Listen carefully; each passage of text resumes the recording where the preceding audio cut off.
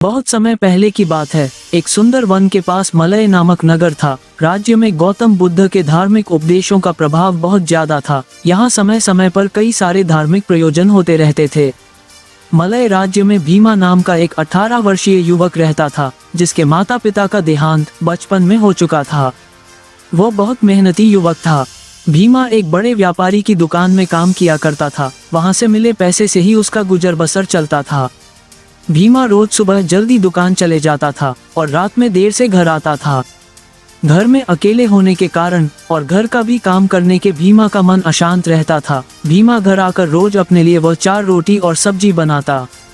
हमेशा की तरह ही आज भी घर पहुंचने के बाद भीमा ने अपने लिए 4 रोटी बनाई और वह हाथ धोने बाहर गया। जब वह हाथ धोकर वापस आया तो भीमा ने देखा वहां 4 रोटी की जगह केवल 3 रोटी ही थी। सोच में पड़ गया कि आखिर उसकी एक रोटी कहाँ चली गई।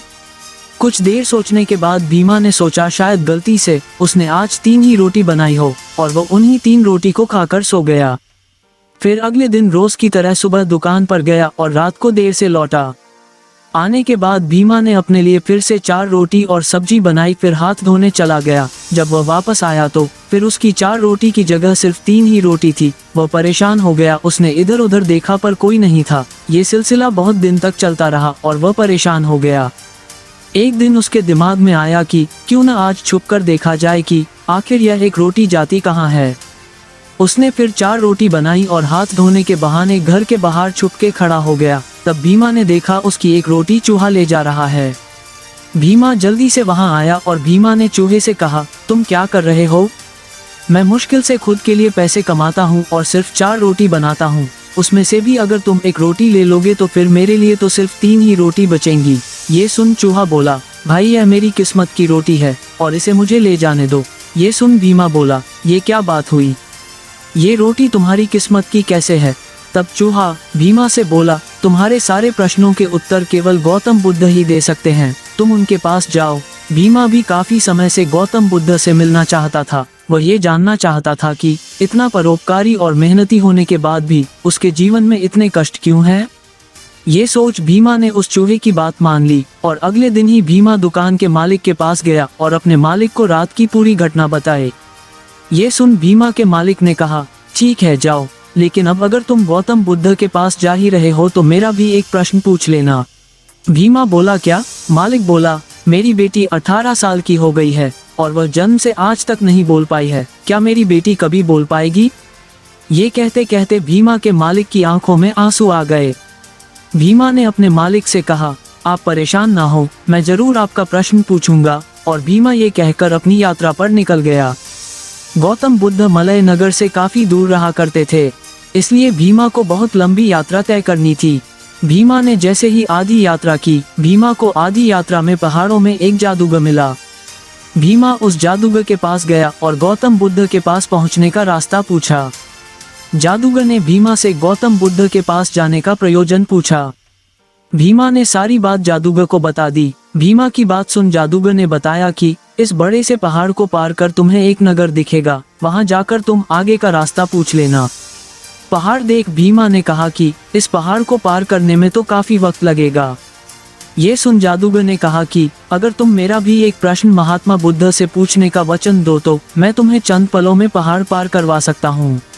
भीमा ने कहा कि मैं अवश्य ही आपका प्रश्न पूछ दूंगा, बताइए कि आपका प्रश्न क्या है। तब जादूगर ने कहा कि तुम गौतम बुद्ध से पूछना कि मैं हजारों वर्षों से इस वन में तपस्या कर रहा हूँ, मुझे स्वर्ग की प्राप्ति कब होगी? भीमा ने हाँ में सर हिलाया और ये देख जादूगर ने जैसे ही छड़ी घुमाई वैसे ही भीमा पहाड़ की दूसरी तरफ पहुँच गया।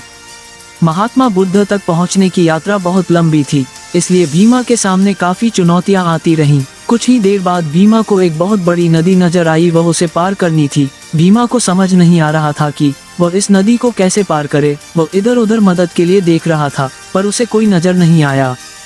थोड़ी देर में भीमा ने नदी में एक विशाल कछुआ आता देखा। कछुए के किनारे पर पहुंचते ही भीमा ने कछुए से पूछा कि क्या आप मुझे ये नदी पार करवा सकते हैं? तब कछुए ने भीमा से पूछा, तुम यह नदी पार करके कहाँ जाना चाहते हो? भीमा ने कछुए को पूरी बात बता दी। ये सुन कछुए ने भीमा से कहा, अगर ऐसी ही बात है तो मेरा भी एक प्रश्न का उत्तर गौतम बुद्ध से पूछ लेंगे तो मैं तुमको अभी पीठ पर बैठाकर नदी पार करवा दूंगा। भीमा ने कछुए से कहा, हाँ, मैं जरूर आपके प्रश्न का उत्तर ले आऊंगा। ये सुन कछुए ने भीमा को अपनी पीठ पर बैठाकर नदी पार करवा दी। कछुए ने भीमा को ये प्रश्न पूछने को कहा कि वह ड्रैगन बनना चाहता है, अतः वह ड्रैगन कब बनेगा। ये सुन भीमा हामी में सर हिलाकर यात्रा पर आगे चल दिया। इन सब चुनौतियों के बाद आखिरकार भीमा गौतम बुद्ध के पास पहुंच ही गया। भीमा ने देखा कि गौतम बुद्ध की सभा में बहुत से लोग थे। कुछ देर में गौतम बुद्ध ने कहा, यहाँ जितने भी लोग आए हैं वे अपने कोई भी 3 सवाल पूछ सकते हैं। गौतम बुद्ध की यह बात सुनकर भीमा सोच में पड़ गया, क्योंकि उसको अपने मालिक, जादूगर, कछुए और स्वयं का सवाल मिलाकर कम से कम 4 सवाल तो पूछने ही थे। अब वह काफी दुविधा में था कि वह किस किस का सवाल पूछे। कुछ देर बाद जब भीमा की बारी आई तो भीमा ने गौतम बुद्ध से सबसे पहले अपने मालिक का सवाल पूछा तो गौतम बुद्ध ने जवाब दिया कि जब आपके मालिक की बेटी की शादी होगी तो वह बोलने लगेगी। फिर भीमा ने उस जादूगर का सवाल पूछा तो गौतम बुद्ध ने कहा, जब वह जादूगर अपनी छड़ी त्याग देगा उस दिन वह स्वर्ग चले जाएगा। आखिर में भीमा ने गौतम बुद्ध से कछुए का प्रश्न पूछा कि वह कछुआ ड्रैगन कब बनेगा। तब महात्मा बुद्ध ने कहा कि जब वह कछुआ अपना कवच उतार देगा वह ड्रैगन बन जाएगा। भीमा इन 3 सवालों के जवाब लेकर अपने घर की तरफ बढ़ चला। भीमा सबसे पहले नदी में कछुए से मिला।